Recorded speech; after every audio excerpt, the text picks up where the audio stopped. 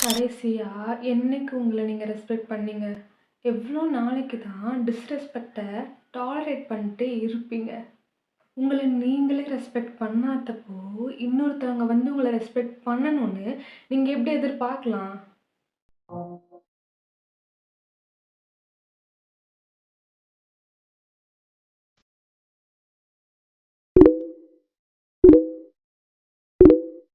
Self லவ்னா என்ன?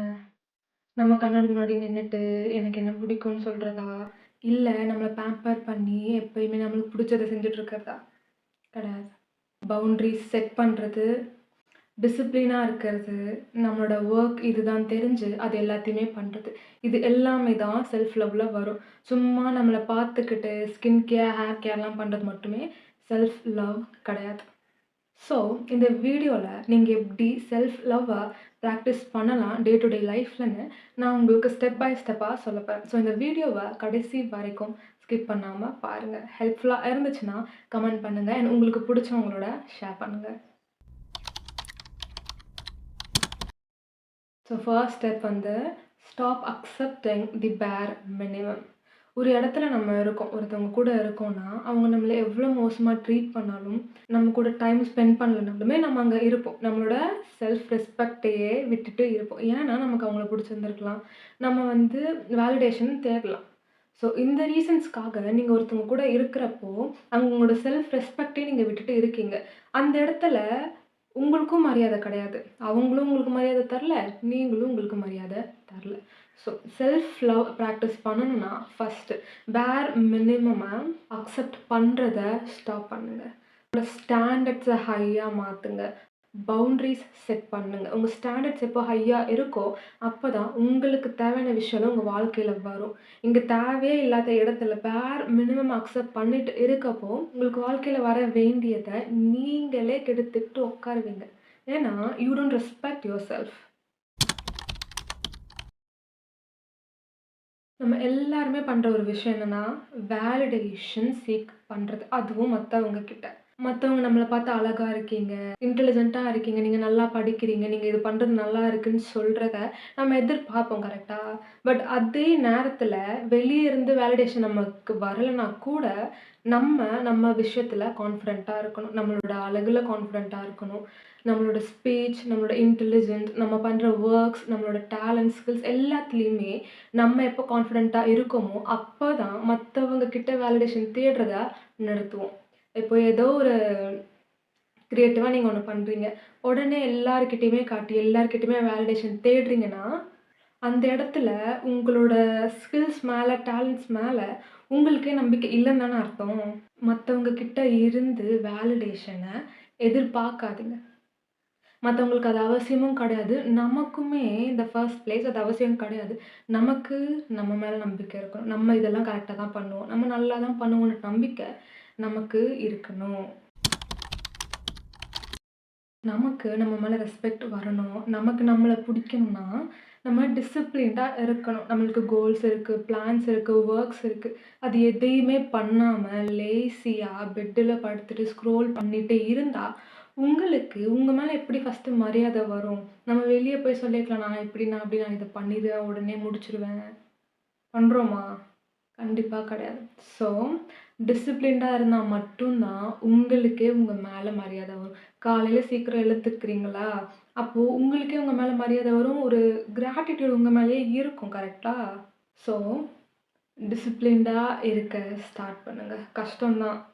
யாருக்கும் இப்படியே கையிலேருந்து உட்கார போறது கிடையாது எதுவுமே. ஸோ, உங்களுக்கு ஒரு வொர்க் பண்ணணும்னா, எவ்வளோ சீக்கிரம் அத முடிக்க முடியுமோ, அவ்வளோ சீக்கிரம் முடிங்க. டிலே பண்ணிட்டே போகாம. லேசியா இல்லாம, டிசிப்ளின்டா எப்படி நீங்க இருக்கலான்றத பத்தி ஏற்கனவே ஒரு வீடியோ போட்டிருக்கேன். டிஸ்கிரிப்ஷன்ல அந்த லிங்க் நான் பேஸ்ட் பண்ணியிருக்கேன். மறக்காம அத போய் பாருங்க. தனியா இருக்கிறது எவ்ளோ பெரிய பிளெஸ்ஸிங்ன்னு உங்களுக்கு இன்னுமே தெரியல. ஸ்டார்ட்டிங்லலாம் நான் தனியா இருக்க ஆரம்பிச்சப்போ, ஐயோ! யாருமே இல்லையே, என் கூட நம்ம என்ன பண்ண போறோம்? யாருமே இல்லன்னா என்ன பண்றதுன்னு யோசிச்சேன். ஆனா, இந்த நிமிஷம் எனக்கு இருக்க எல்லா வொர்க்கையுமே நான் தனியா தான் பண்றேன். எனக்குன்னு ஃப்ரெண்ட்ஸ் குரூப்லாம் கிடையாது.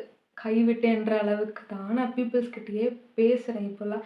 அதே டைம்ல இப்போ தான் நான் அவ்ளோ ப்ரொடக்டிவாவும் இருக்கேன். எந்த ட்ராமாஸும் இல்ல, காசிப்ஸும் இல்ல, சண்டையும் இல்ல. எதுவுமே கிடையாது. நான் என் வேலை அது மட்டும் தான். ஸோ யூடியூப் ரன் பண்றேன். நான் ஒரு பிசினஸுமே ரன் பண்றேன். அதோட இன்ஸ்டாகிராம் லிங்க்கையுமே நான் கமெண்ட்ல பின் பண்ணியிருக்கேன். போய் செக் பண்ணுங்க. ஸோ தனியா இருக்கிறதுக்கு பயப்படவே படாதீங்க. உங்களால எவ்ளோ வொர்க் பண்ண முடியுமோ உங்க கோல்ஸ நோக்கி எல்லாத்தையுமே பண்ண முடியுங்க.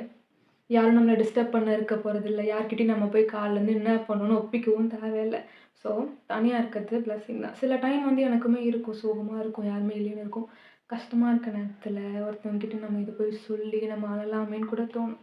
பட் அது அந்த ஒரு நைட்டோடயே முடிஞ்சிரும். பட் அடுத்த நாள் காலையில நமக்கு வொர்க்ஸ் இருக்கு. அத நம்ம போய் பார்க்கணும்னு எனக்கு வந்து மைண்ட் செட் போயிரும். ஸோ அதனால அதில வந்து அவ்ளோ தாட்ஸ் வந்து குடுக்க மாட்டேன். கஷ்டமா தான் இருக்கும். But still we have no choice. யாரையும் இங்க நம்பியுமே நம்மளோட விஷயத்த இங்க சொல்லவும் முடியறதில்ல. அதுக்கு தனியா இருக்கிறது எவ்வளவோ பெட்டர். ஸோ நீங்க தனியா இருக்க டைம்ல உங்கள பிரையாரிடைஸ் பண்ணி, உங்கள ரெஸ்பெக்ட் பண்ணி, உங்கள பார்த்துக்க ஸ்டார்ட் பண்ணுங்க. சின்ன சின்ன கோல் செட் பண்ணுங்க. உங்களுக்கு வந்து வெயிட் கெயின் ஆகணுமா? இதெல்லாம் நான் சாப்பிடணும், எக்சர்சைஸ் பண்ணணும், செல்ஃப் கேர் பண்ணணுமா? என்னென்ன ரொட்டீன்ஸ் பண்ணலாம்? என்னென்ன ஸ்டெப்ஸ் இருக்குன்னு கத்துக்கோங்க. எக்ஸாம்ஸ் இருக்கா? ஷெட்யூல் போட்டு படிங்க. ஐயோ! இவங்க நம்ம கூட பேசலையே, அவங்க பேசலையேன்னு உட்காரக்கூடாது. ஓகேவா? நம்மகிட்ட அவங்க பேசலன்னா, அது அவங்களோட லாஸ் தான். நமக்கு கிடையவே கிடையாது. ஒருத்தவங்க நம்ம வாழ்க்கையிலேருந்து போறாங்களா, அதுதான் நம்மளுக்கு இருக்க பெரிய பிளெஸ்ஸிங்கே. நீங்க அடுத்த ஸ்டெப்புக்கு போறப்போ தான், நம்ம லைஃப்ல இருக்க பீப்பிள்ஸ்லாம் அப்படியே விலக ஆரம்பிப்பாங்க. மத்தவங்க கூட நீங்க ஃபிட் ஆகணுன்றதுக்காக உங்களோட லைட்ட நீங்க டிம் பண்ணாதீங்க. சரியா? நான் இந்த தப்பு நெறைய வருஷம் பண்ணியிருக்கேன். ஏன்னா, எனக்கு வந்து எல்லார் கூடயுமே இருக்கணும். தனியா இருக்கிறதுக்கு பயம். தனியா இருந்து என்ன பண்றது? யாருமே இல்ல என்ன பண்றது? பேச யாருமே இருக்க மாட்டாங்க. அப்படின்லாம் யோசிச்சுட்டு நெறைய வாட்டி என்னோட லைட்டயே டிம் பண்ணிட்டு நான் இருந்திருக்கேன். ஸோ, இப்போ என் கூட க்ளோஸா இருக்கிறதுனா 4 பேர் மட்டும் தான். அவங்களுக்கு தான் என்னோட பெர்சனல்ஸ் எல்லாமே தெரியும். அவங்க கூட இருக்கிறப்போ நான் என்னோட லைட் வந்து டிம் பண்ண அவசியம் கிடையாது. பட் அதே டைம்ல நான் என்னோட லைட்ட எப்போ டிம் பண்ணாம இருக்க ஆரம்பிச்சேனோ, நெறைய பேர் இருப்பாங்கல்ல என் வாழ்க்கையில, அவங்க எல்லாருமே அப்படியே விலகி போக ஆரம்பிச்சுட்டே இருந்தாங்க. அவங்கலாம் என் வாழ்க்கையில கரெக்ட்டான பெர்சன்ஸா கிடையாது. அவங்களால எனக்கு ஒண்ணுமே உருப்படியா நடக்க போறது கிடையாது. நான் அவங்க லைஃப்ல இருக்கிறதுக்கு அவங்க தான் குடுத்து வச்சிருக்கணுமே தவிர, நான் கிடையாது. அதே மைண்ட் செட் தான் உங்களுக்கு இருக்கணும். உங்கள ஒருத்தவங்க சூஸ் பண்ணல, உங்கள வந்து மட்டம் தட்டி பேசி, அவங்க வந்து ஹையா ஃபீல் பண்ணணும்னு நெனைக்கிறாங்கன்னா, அப்படிப்பட்டவங்க நம்ம வாழ்க்கையிலேயே தேவையில்ல. தட்டி விட்டுட்டு போயிட்டே இருக்கணும். புரியுதா? Be selfish. அதுக்குன்னு மத்தவங்கள ஹர்ட் பண்ணி, நீ குளிர் காய்றது கிடையாது. ஓகேவா? எல்லா சிச்சுவேஷன்ஸ்லயும் உன்ன நீ பிரையாரிடைஸ் பண்ணணும். காலையில எழுந்துக்கும்போது உனக்கு 2 ஆப்ஷன்ஸ் இருக்கும். படுத்துட்டு ஸ்க்ரோல் பண்ணலாமா? இல்ல சீக்கிரம் எழுந்து ஃப்ரெஷ் ஆகி ஒரு எக்சர்சைஸ் பண்ணலாம், யோகா பண்ணலாம், மெடிடேட் பண்ணலாமா? ஸோ இந்த 2 ஆப்ஷன்ல நீ எத சூஸ் பண்ண போற? அதுதான் நீ உன்ன பிரையாரிடைஸ் பண்றது. 2மே ஒரு ரொட்டீன்ஸ் தான். கரெக்ட்டா? ஸோ உன்ன நீ ரெஸ்பெக்ட் பண்றன்னா, நீ எந்த ஆப்ஷன சூஸ் பண்ணுவ? உனக்கு நாளைக்கு எக்ஸாம் இருக்குன்னா, இன்னைக்கு ரிவைஸ் பண்றத விட்டுட்டு ஸ்க்ரோல் பண்ணிட்டு, காலையில எக்ஸாம்க்கு முன்னாடி இருக்க அந்த 1/2 மணி நேரத்தில படிக்கிறது ஒரு ஆப்ஷன் தான். இல்ல இன்னைக்கு ஃபோன ஓரமா வச்சுட்டு ரிவைஸ் பண்ணி நாளைக்கு வந்து ஃப்ரெஷ்ஷா போய் எக்ஸாம் எழுதுறதுமே ஒரு ஆப்ஷன் தான். செல்ஃபிஷ்ஷா உன்ன பிரையாரிடைஸ் பண்றது கெட்ட விஷயம் கிடையாது. நீ அத எப்படி எடுத்துக்கிற, உன்னோட மைண்ட் செட்ட எப்படி கொண்டுட்டு போறன்றதுல தான் அது இருக்கு. அதே நேரம் பீப்பிள் ப்ளீஸ் பண்ணாத. மத்தவங்க நம்மள வேல்யூ பண்றதுக்காக, மத்தவங்க கிட்ட நம்மளோட வொர்த்த காட்டணுன்றதுக்காக, உன்னோட வேலைய விட்டுட்டு, உன் டைம வேஸ்ட் பண்ணிட்டு, உன் காச வேஸ்ட் பண்ணிட்டு, அவங்களுக்கு அவங்க வேலைய நீ பண்ணி தராத. அவசியம் கிடையாது. உனக்கு இங்க யாராவது வந்து நிக்கிறாங்களா உனக்கு வேணுன்றப்ப, நீ எதுக்கு இப்ப எல்லார் கூட நின்னுட்டு இருக்க? கண்டுக்காம உட்ரு. சரியா? இங்க எல்லாருமே என்ன பண்றாங்கன்னு தெரியும். தெரியாம யாரும் எந்த முடிவும் எடுக்கிறது கிடையாது. ஐயோ! இவங்க தெரியாம இத பண்றாங்க. அப்பாவே இருக்காங்கன்னு நீ நினைக்காத. உனக்கு தெரியுமா? ஸோ என்ன சொல்ல வரேன்னா, உன் வேலைய நீ பார்த்துட்டு போயிட்டே இரு. மத்தவங்க வேலைய அவங்க பார்த்துப்பாங்க. செல்ஃபிஷ்ஷா இருந்து உன்ன சூஸ் பண்ண எல்லா விஷயத்துலயுமே. காசு செலவு பண்றியா? எல்லாருமே காசு செலவு பண்றாங்கன்றதுக்காக எடுத்துட்டு போய் வாரி இறைக்காத. நாளைக்கு உன்கிட்ட ரூ. 10 இல்லன்னா எவனும் வந்து உன்ட்ட தரப்போறது கிடையாது. உன்ன நீ எவ்வளோ சேஃபா பார்த்துக்க முடியுமோ, சேஃபா பார்த்துக்க.